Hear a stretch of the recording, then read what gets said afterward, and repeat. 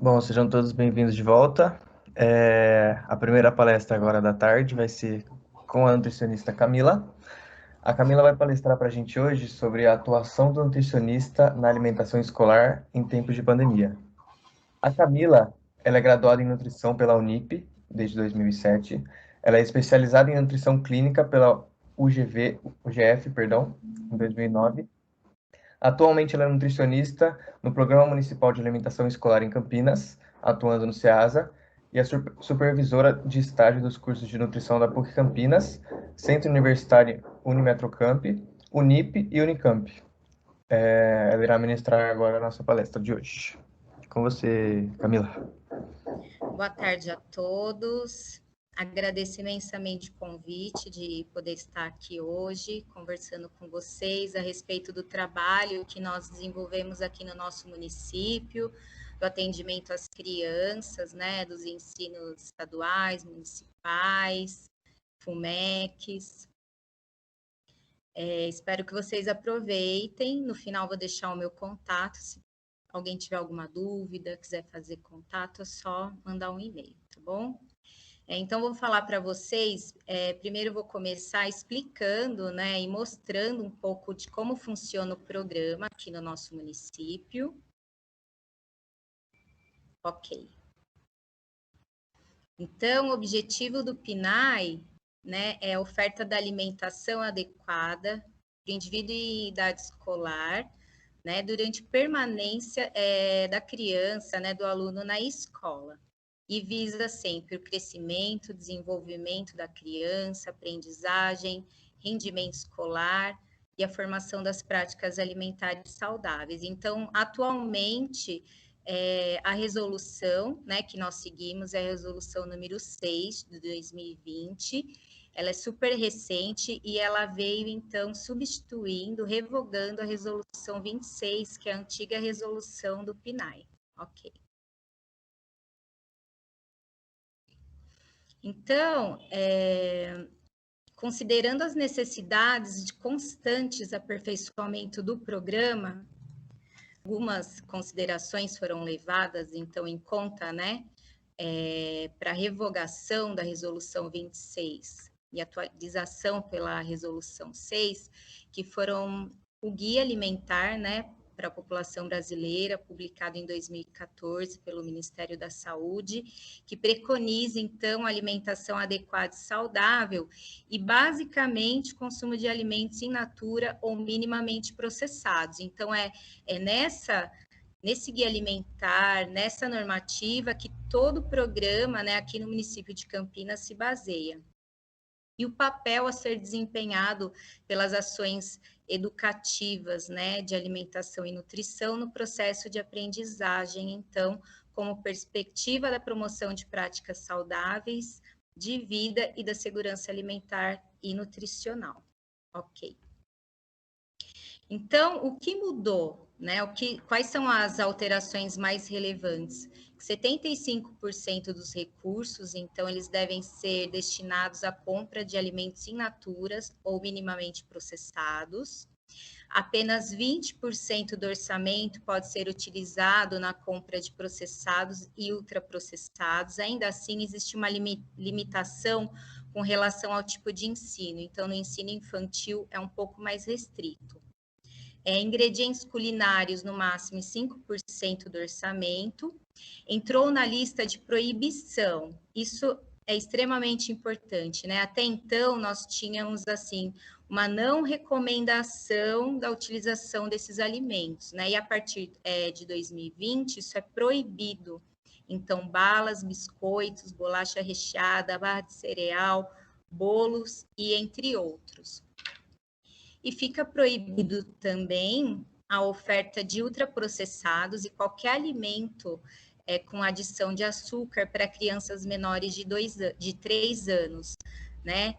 Então, o município ele já seguia desde 2017, né? Nós estamos com um programa de redução de açúcar, principalmente no cardápio infantil. Então, desde essa época, né, foi progressivo até hoje.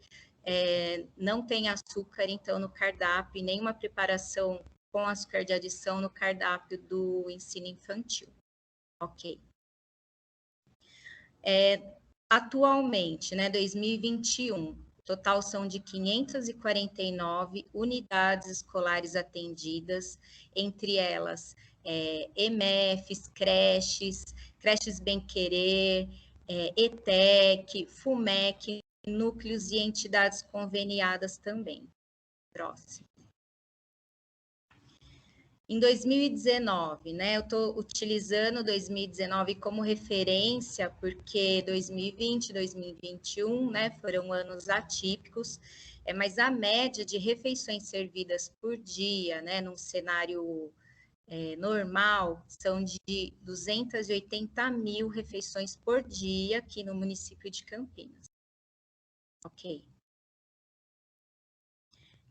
Nós trabalhamos com a mão de obra terceirizada, então temos ainda poucas cozinheiras remanescentes de concursos anteriores, que hoje são no total de 25. O restante de toda a mão de obra do município, ela é terceirizada através de 2 empresas, que é a Base e a Convida. No total, temos 1.433 funcionárias, tá? Que trabalham nas cozinhas das escolas, das creches. Uma coisa que é importante ressaltar é que nesse momento de pandemia, não houveram demissões, né? Então, teve um reajuste de carga horária, uma complementação, né, com a verba que o governo repassou do salário das funcionárias, mas não teve nenhuma demissão. Ok. Então, os setores envolvidos no Programa Municipal de Alimentação Escolar aqui em Campinas, né? É a Secretaria Municipal de Educação, onde fica a CONUTRI, que é a Coordenadoria de Nutrição, que faz toda a parte de gerenciamento do programa, e através de um termo de convênio firmado com a SEASA Campinas, o DAI, que é o Departamento de Alimentação Escolar, onde eu trabalho, ele faz toda a operacionalização do programa. É importante reforçar que não é terceirizado, né? Esse termo de convênio é um modelo único utilizado aqui no país, tendo em vista que a SEASA é uma autarquia que pertence à Prefeitura de Campinas. Próximo. Então, toda a parte de gestão financeira, ela é de competência da CONUTRI, né? Ela utiliza dos recursos repassados pela FNDE, pelo Estado e pelo município, né? Pelo Tesouro Municipal, a compra dos insumos, né? E o gerenciamento do programa. 30% dos recursos, eles têm que ser utilizados para aquisição de produtos da agricultura familiar, correndo o risco de penalidades e de ter que devolver a verba, enfim, implica em algumas coisas o não cumprimento dessa lei. E a gestão dos contratos, então, de prestação de contas, toda essa parte burocrática é feita, então, pela CONUTRI. Ok. Dos recursos, né, a Prefeitura Municipal, ela complementa com aproximadamente 50% das outras verbas para poder manter o padrão de alimentação que nós temos hoje no município. O total investido em 2018, 118.562.825,24. Em 2019, 124.346.703,08. Próximo. O processo licitatório também é feito através da CONUTRI, então toda a aquisição de alimentos, né, para o PNAE, ela é feita através de licitação, exceto a agricultura familiar, que é um outro processo, é um processo mais simples, feita na modalidade de pregão eletrônico, é a mais utilizada, onde a gente sempre procura o menor preço por item, né, o critério de julgamento, de seleção, e sempre publicado em edital na internet, e essa sessão pública é online. Próximo. Então, o processo de compras, ele se inicia com um memorial descritivo, que é importante ressaltar que é de competência do nutricionista preparar. Então, tá aí uma das atribuições, né, que o nutricionista da alimentação escolar ele tem. O memorial descritivo é o que vai dizer o que eu preciso de produto final, né? O que eu quero que seja entregue. Então, eu vou escolher peso de embalagem, por exemplo, volume, é uma descrição detalhadíssima, então, do objeto que eu estou comprando. Por exemplo, açúcar demerara, né? Pacote de quantos quilos, prazo de validade, rotulagem. Então, é um processo bem longo. Todo esse processo licitatório que ele se inicia com o memorial descritivo, ele demora em média 1 ano para ser concluído. Próximo. O que dispensa a licitação, então, conforme eu falei? A agricultura familiar, né? Nós entendemos que são pequenos agricultores, muitas vezes que se juntam em cooperativas, né, para poder conseguir entrar no programa. Então, dispensa a licitação e é feito através de chamada pública, tá? Onde não se leva em consideração, então, o menor preço, mas é feito um cálculo de mercado, né? E o preço médio, então, é pago para essas pessoas. Existem alguns critérios para concorrer, né, e também para escolher quem vai entrar, né, nessa chamada pública, que tem a ver com região, de assentados, por exemplo. Eu não vou conseguir detalhar aqui, mas depois, se alguém se interessar, eu posso estar passando. Próximo. Então, a parte de operacionalização do programa, ela é de competência aqui do DAI, né? O que nós fazemos aqui, equipe de nutricionista? Adaptação do cardápio de acordo com os gêneros disponíveis, porque ele é feito com 1 ano de antecedência, né? Junto com a licitação dos produtos. Aquisição dos gêneros licitados e toda a logística, então, da parte de estocáveis e de carnes é feita por aqui. Avaliação das amostras e testes de aceitabilidade. Então, o fornecedor, ele ganha a licitação, e ele tem que trazer a amostra para ser avaliada, elaboração do receituário padrão, desenvolvimento de receitas que compõem os cardápios do programa, elaboração do manual de boas práticas e protocolos de higiene, supervisão nas unidades escolares, gestão de estágios, né, com universidades parceiras e o contrato de mão de obra e ações de educação nutricional, palestras, treinamentos, capacitações, reuniões, enfim. Ok. Ok. Então, o Departamento de Alimentação Escolar, daqui da SEASA Campinas, ele atualmente tem essa estrutura organizacional. Nós somos em 19 nutricionistas no total, contando nossa gerência e coordenação, 4 técnicos em nutrição e 3 futuras contratações que são do concurso que teve no início do ano, tá? Provavelmente estão para entrar semana que vem. Pode passar.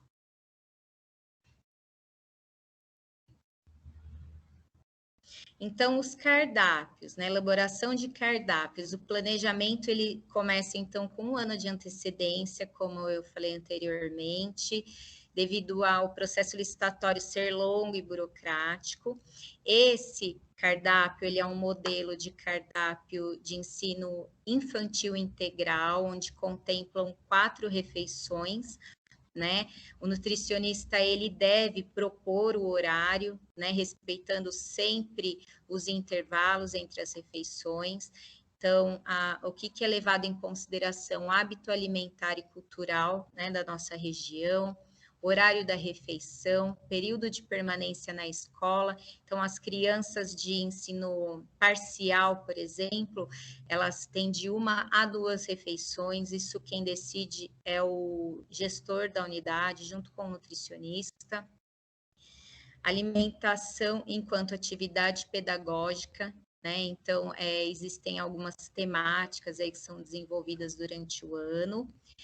Valores de referência para energia de macro e micronutrientes, que vem aqui embaixo do cardápio, né?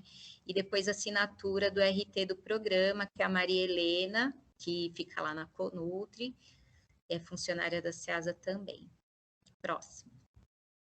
A elaboração de cardápios, então, ela sempre de acordo, né, com a resolução de 2020, que ela estabelece que as necessidades diárias, elas têm que ser atendidas de acordo com o período de permanência na escola.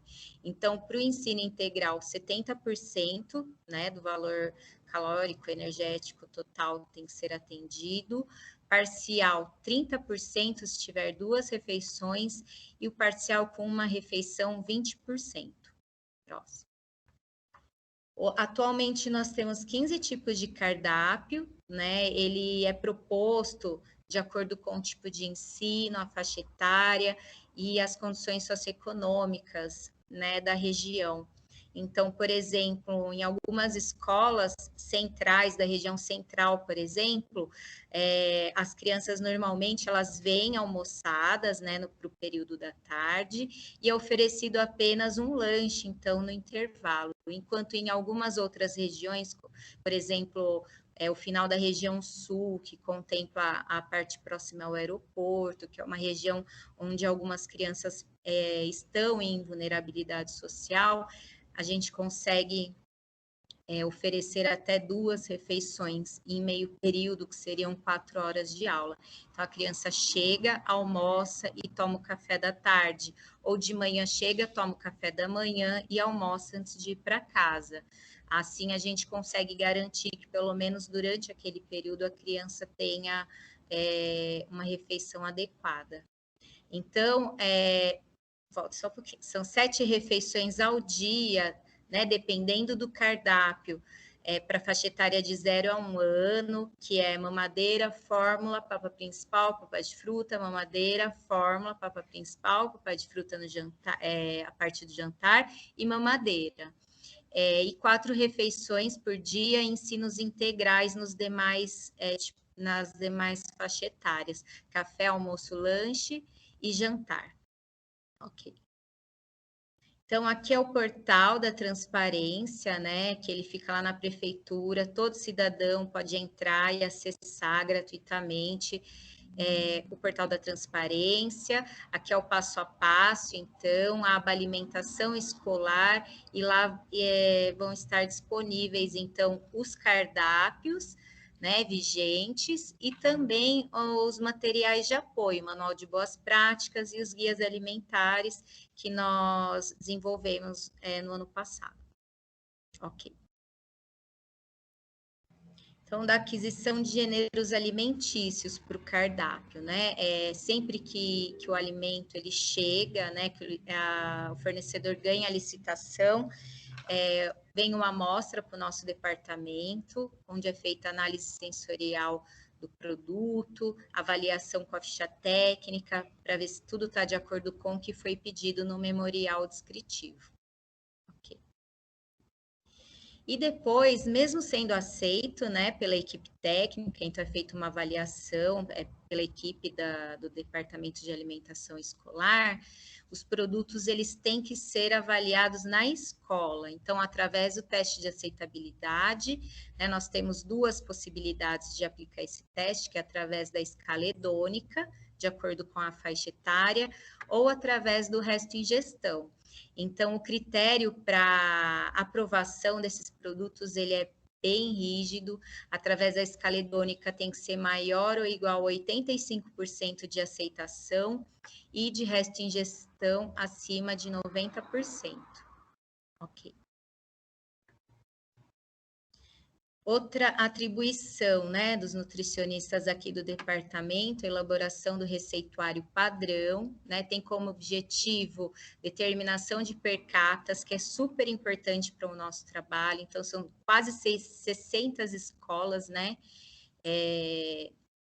então, a gente preza que o mesmo preparo, né, da mesma forma que o alimento seja servido numa escola, ele seja em outra também. Então, o receituário padrão ele é importante para padronizar, né, essas refeições, essas produções. Nós desenvolvemos também novas receitas, então esse receituário ele é revisado anualmente. Indicamos também quais as receitas contêm ou não, né, alguns ingredientes que podem ser alérgenos ou causar alguma intolerância aí na criança, tendo em vista que a gente tem hoje um número muito grande de alunos com restrições alimentares. Ok. Então, toda a elaboração das receitas, do receituário, ele tem como base o guia alimentar, né, para a população brasileira.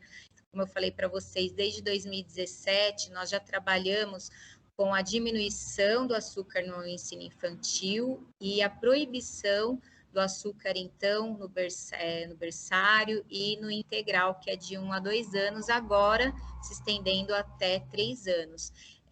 Nós desenvolvemos receitas de bolo, por exemplo, sem adição de açúcar, apenas adicionado fruta, né, na massa do bolo para poder adoçar, sucos de frutas, então misturando frutas ácidas e frutas doces, como por exemplo maracujá e manga, laranja e mamão, né, para realmente conseguir, além de retirar o açúcar dessa faixa etária, fazer com que as crianças aceitem as preparações. Ok. Restrições alimentares, né? Então, atualmente nós não temos um cardápio específico para restrição alimentar, tendo em vista que são inúmeras, né? Nós temos crianças assim com alergia a diversos alimentos diferentes. Como que funciona aqui? Então, através de protocolos individualizados, o nutricionista supervisor da escola, ele vai adaptar o cardápio, né? Substituindo, mudando algumas preparações que a criança venha a ter a restrição. Nós temos hoje o Guia de Orientação para Restrições Alimentares, que foi desenvolvido ano passado, onde compilam as informações de todos esses protocolos, e as orientações para cozinheiras, educadores, né, reunião com pais, porque é importante a gente entender como que essa criança está sendo atendida em casa, né, o que a mãe oferece, principalmente em caso de múltiplas restrições. Fora isso, temos alguns alimentos específicos, que é o leite sem lactose, biscoitos sem lactose, misturas prontas para tortas sem glúten, para bolos sem glúten, pão de queijo sem lactose, fórmulas infantis específicas para algumas restrições, né? Fora as receitas que são desenvolvidas. Então, muitos produtos, como por exemplo o biscoito sem lactose, ele acaba entrando para o município inteiro, porque dependendo da quantidade, a licitação falha, porque não é viável para o fornecedor entregar uma quantidade mínima, né? Então, acabam de alguns produtos desse, para a gente conseguir a compra entrando no cardápio para todo mundo. Próximo. Aqui um panorama, então, de 2019, né, dos números de alunos com necessidades especiais que nós tínhamos. Muito provavelmente esse número ele é muito maior do que mostra aqui, porque essa quantidade ela provém de um cadastro que o diretor da escola tem que fazer num programa que nós usamos aqui no município, um programa integrado de nutrição e educação. E nem sempre é muito efetivo esse cadastro, ou às vezes a criança é grande já e já sabe que não pode comer, e acaba que a família nem manda laudo, atestado, nada. Então, a gente acredita que esse número ele é muito maior. E o ano passado surgiram alguns casos de crianças com galactosemia também, que não tem aqui ainda. Mas será atualizado, se Deus quiser tudo voltar ao normal, o atendimento voltar ao normal, a gente consegue aí fazer uma busca, né, dos casos que nós temos de uma forma geral. Ok.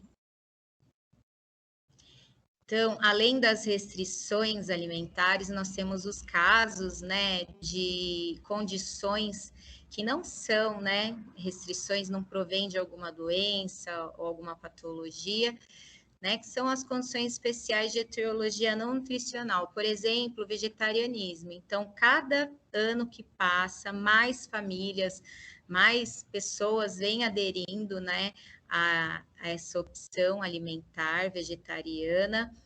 Muitas vezes a criança, né, não opta, ainda mais os pais, né, têm essa opção, e pela nota técnica de 2019 do FNDE, nós temos que atender.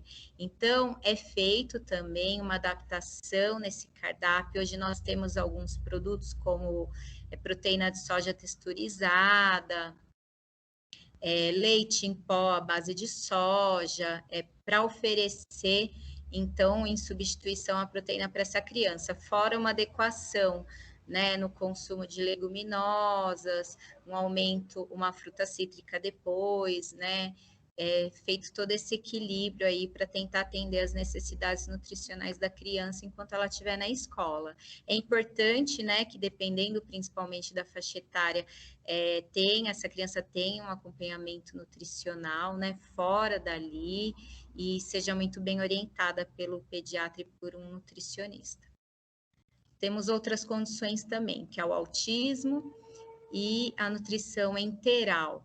Né? O autismo, na verdade, existem algumas condutas de restrição a alguns nutrientes, como glúten, lactose, mas na maioria das vezes é mais sensorial mesmo. Então, por exemplo, tem criança que só come alimento branco, né? E a gente não pode deixar essa criança, o dia, por exemplo, que tem macarronada sem se alimentar na escola. Então, é feito toda uma orientação para a equipe da cozinha para poder fazer esse atendimento. Ok. Temos também os protocolos de descongelamento de leite, recebimento de leite materno, então na impossibilidade da mãe ir até a escola amamentar, né, ou ficar com essa criança em casa, e também no desejo dela de continuar oferecendo leite materno, nós temos também orientações e protocolos para poder propiciar isso para a criança na escola. Ok. Elaboração do manual de boas práticas, então, revisado anualmente, né? O ano passado ele foi revisado 2 vezes, porque muitas coisas mudaram, né? Muitos protocolos, todos os protocolos, na verdade, de higiene que nós tínhamos, eles foram atualizados por causa da pandemia, principalmente levando em consideração a higiene, né, no recebimento, na manipulação de alimentos, na distribuição. Então, é uma atribuição do nutricionista também. Nosso material está disponível no site da prefeitura para quem quiser dar uma olhada. E esse manual, então, ele foi revisado o ano passado e esse ano também. Ok. Supervisão às unidades escolares, né, que é a parte bem operacional mesmo do nosso trabalho. A nossa supervisão, ela tem um caráter de fiscalização, né, então a equipe de cozinheiras da Convida e da base, elas têm um nutricionista supervisor dessas empresas terceirizadas também. Então, essas nutricionistas, elas passam semanalmente na escola, enquanto a nossa visita, ela acaba sendo mensal devido às outras atribuições que nós temos. É uma média de 30, mais ou menos, unidades por supervisor, uma visita por mês. Então, nessas visitas, né, nós fazemos o cadastro dos cardápios, fiscalização das condições físicas da cozinha e sanitárias, de acordo com as legislações vigentes, controle de estoque, cadastro de refeições servidas e o abastecimento. Então, todo abastecimento ele é de responsabilidade nossa, né? Tendo em vista que os insumos, né, são comprados com verba pública, com dinheiro público e saem daqui do nosso estoque. Então, a parte de gestão de estoque de insumos é feito pelo supervisor da SEASA. E as orientações técnicas também com relação aos procedimentos com a equipe da cozinha. Ok.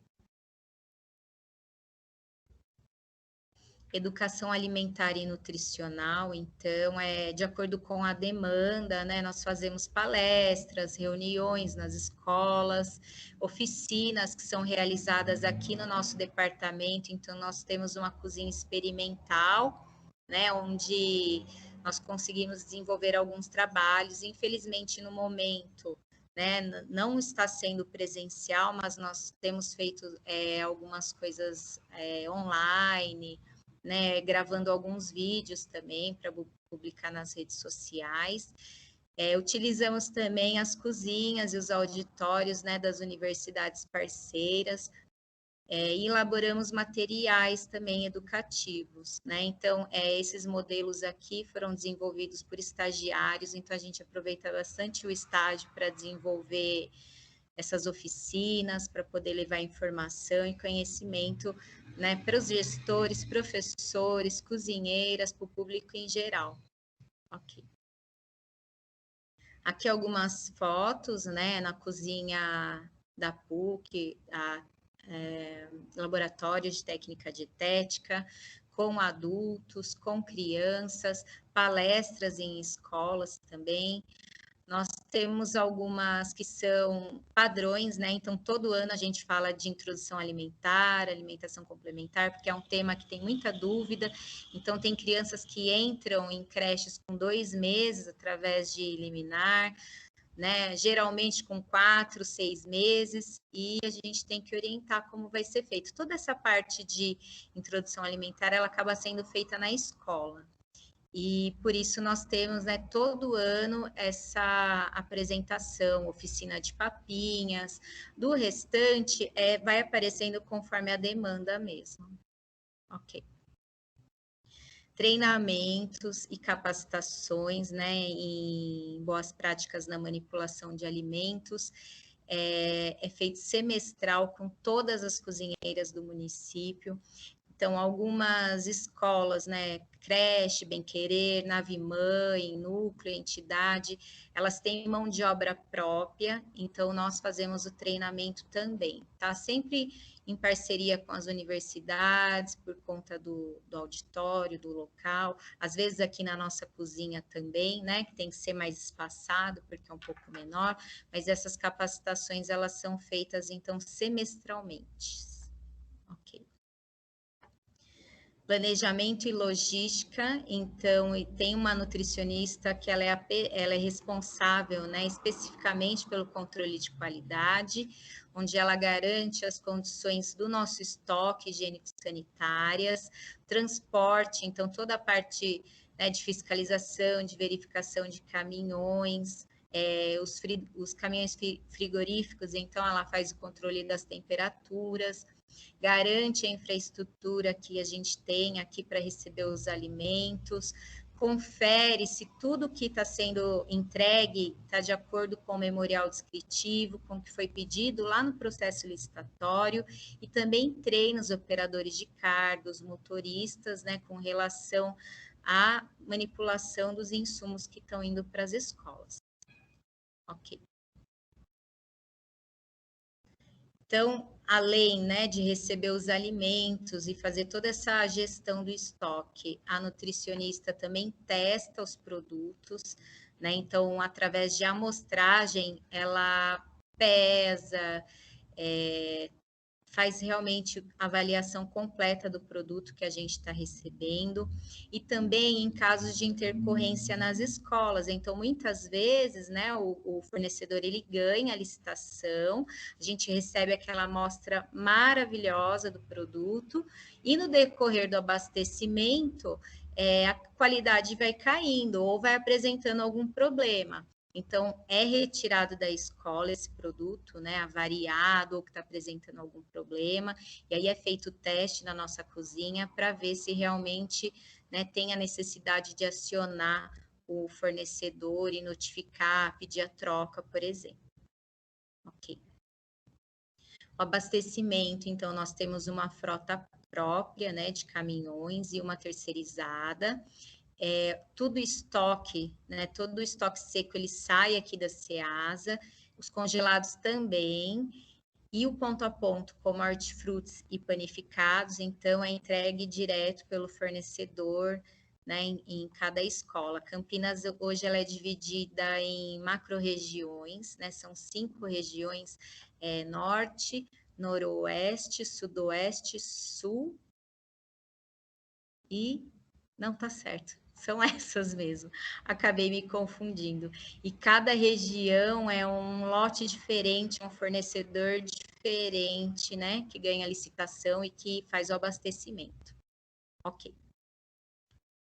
Então, dos desafios que nós temos enquanto nutricionistas do programa, né? O primeiro são as atribuições e o número de nutricionistas. Então, vocês viram, né, infinidade de coisas, né, de coisas que o nutricionista da alimentação escolar ele faz, né? O que é exigido por lei, né? O que é de atribuição mesmo do nutricionista. E o número de pessoal na equipe técnica. Então, para atender, né, quase 600 escolas no município todo, 30 escolas em média por nutricionista. Então, esse número, ele não é nem um pouco adequado, né? A gente precisava ter um pessoal maior, mas isso é normal, em todo município a gente tem essa defasagem. Mudança de hábitos, então, como eu falei na questão do açúcar, né? Foi um trabalho de formiguinha, assim, é muito difícil mesmo, ainda mais agora, depois da pandemia, as crianças passaram muito tempo em casa, e em casa a gente sabe que a mãe oferece biscoito, refrigerantes, achocolatados, aí chega na escola, o leite, por exemplo, do infantil é puro de manhã, né? Não tem chocolate, chocolatado, e a criança não quer tomar, e aí já tem uma intervenção da parte pedagógica, dos professores, mas a criança não toma. Para vocês terem ideia, tem caso de cozinheira levar da casa dela, né? Ou do professor levar, porque fica com dó da criança, né? Não tomar aquele leite cheio de chocolate e de açúcar. Então, é um desafio muito grande propiciar essa mudança de hábito, né? Conscientizar, na verdade, as pessoas, a família principalmente, que isso é necessário. E as licitações, né? São processos extremamente burocráticos, longos, demorados, tem muitas etapas, então já está quase finalizando, por exemplo, e falta um documento, ou a amostra não está de acordo, volta, e aí vai para o próximo da lista, e aí demora mais um ano. Então, esses são os desafios que nós temos atualmente. Ok. Mas a nossa compensação, então, né, ver a criança ali se desenvolvendo, se alimentando adequadamente, ver o nosso trabalho, né, espelhado nesses momentos aí, durante as visitas. Ok.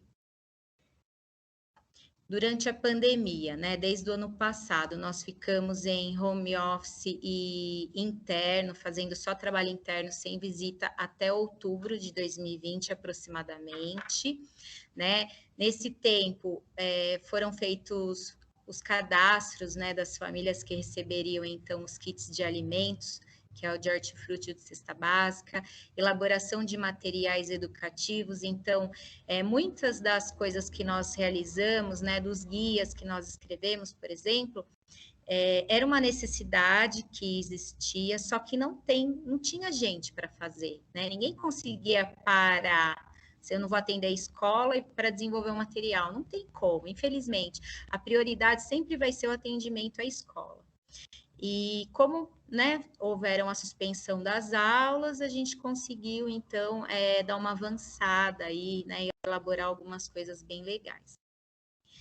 Atualização de todos os manuais, né, algumas supervisões em casos extremos, assim, em unidades, e remanejamento dos insumos que estavam nas escolas. Então, fechou, a gente tinha produto que ia vencer, né, e extraordinariamente, depois vou mostrar para vocês toda a base legal para isso, foram feitas doações, então, para o banco de alimentos e para famílias carentes dos insumos que estavam nas escolas. Ok.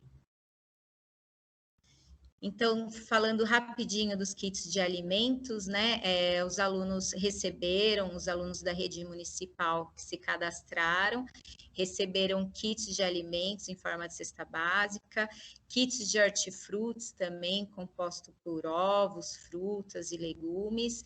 E algumas escolas estaduais ofereceram marmitas, então as marmitas eram produzidas na escola, a família se cadastrava e ia retirar na hora do almoço. e, em alguns casos, refeições na própria escola. Então, aconteceu da escola abrir apenas para preparar a refeição e para o aluno que tem a necessidade ir até a escola se alimentar. Em 2020, foram distribuídos no total 415.438 kits e em 2021, 530.810 kits no total até o momento, tá? Ainda continua esse fornecimento, mesmo com a retomada parcial das aulas, ok? Então, foram feitos materiais de orientação para as famílias que recebiam esses kits, divulgado via WhatsApp, através da direção, Facebook e Instagram da alimentação escolar. Então, como essa família vai receber, como ela vai higienizar, qual cuidado ela tem que ter na hora de levar, né, aquela embalagem, aquela cesta, aquele hortifruti para casa dela, como utilizar de forma, né, a aproveitar o máximo possível. Então, nós fizemos muitas palestras sobre aproveitamento integral, colocando os itens que tinham nos kits de hortifruti, né, para a família realmente não desperdiçar e conseguir aproveitar ao máximo. Ok. Atualização dos nossos protocolos, como eu falei anteriormente, desenvolvimento de uma cartilha para retomada. Então, máscara, né, ela virou EPI.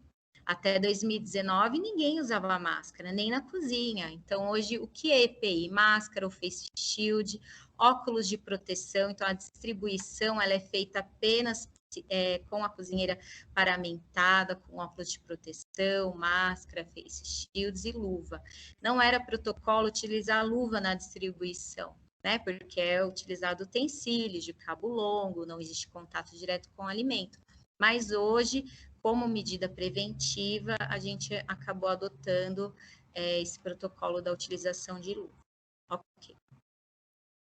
Então, aqui é o guia prático alimentar para menores de 2 anos em ambiente escolar. Então, esse guia, ele é todo baseado, né, nas resoluções, nos guias que nós temos do Ministério da Saúde, porém voltado para a escola, né, para o educador, para quem está lá na escola, né, ler, entender. Então, tem uma linguagem fácil, né? Não é muito técnico e tenta levar situações do dia a dia que a gente vê na escola com maior esclarecimento, né? Tendo em vista que o nutricionista ele não consegue, né, estar constantemente na escola. A maioria do contato é feito através de e-mail, telefone, quando tem alguma dúvida e agenda uma reunião, né? Então é um material assim realmente para auxiliar o pessoal lá na escola. Ok. Esse já é feito, né, para o parcial, que são as crianças maiores, também falando de alimentação saudável, de algumas situações que são, né, inerentes a essa faixa etária, também sempre voltado para o público da comunidade escolar. Ok. Guia, então, de orientação para restrição alimentar em ambiente escolar. Então, aqui foram compilados todos os protocolos individuais, né, de cada patologia que nós temos aqui no município, sempre com a lista de permitidos e proibidos, né, e sempre levando em consideração os produtos que nós trabalhamos. Então, vai estar sempre indicado também o que eu vou substituir. Por exemplo, no cardápio eu tenho macarrão, né? Macarrão comum. Eu posso substituir por quê? Pelo macarrão sem glúten, né? Por arroz. Sempre vai estar, então, sugerindo uma substituição dentro dos produtos que nós fornecemos. Ok. Aqui algumas palestras online e as capacitações que nós fizemos também, sempre de acordo com a necessidade da escola, né? As capacitações, elas são de participação obrigatória, né, pelas cozinheiras, então, sempre focando no tema de boas práticas, né? Falamos bastante dos protocolos de retomada contra a Covid-19. Ok. Essa capacitação foi esse ano, né, depois do início da nossa retomada. Então, Antigamente era feita com todas as cozinheiras num dia só, no auditório grande, e agora ela está sendo feita em loco nas escolas, né? Com um pequeno número de funcionárias, sempre prezando aí o distanciamento, a proteção de todos. Ok. E os conteúdos, então, para a rede social. Desde o ano passado, né, foi sugerido que a alimentação escolar, ok, pode passar, que ela tivesse um Instagram para divulgar, né, a parte boa, né, para divulgar realmente como é feito o nosso trabalho, como nós atendemos as escolas, porque, infelizmente, né, assim, quando alguma coisinha der errado, sai, né, notícia em todo lugar, né? E às vezes acontece mesmo, imprevistos, né? Só que o nosso trabalho ele é grandioso, né? A alimentação escolar aqui de Campinas, ela recebeu diversos prêmios já, ela é referência nacional. Então, nós temos que mostrar, né? Esse trabalho bem feito, esse trabalho grandioso que é feito aqui no município de Campinas. Ok.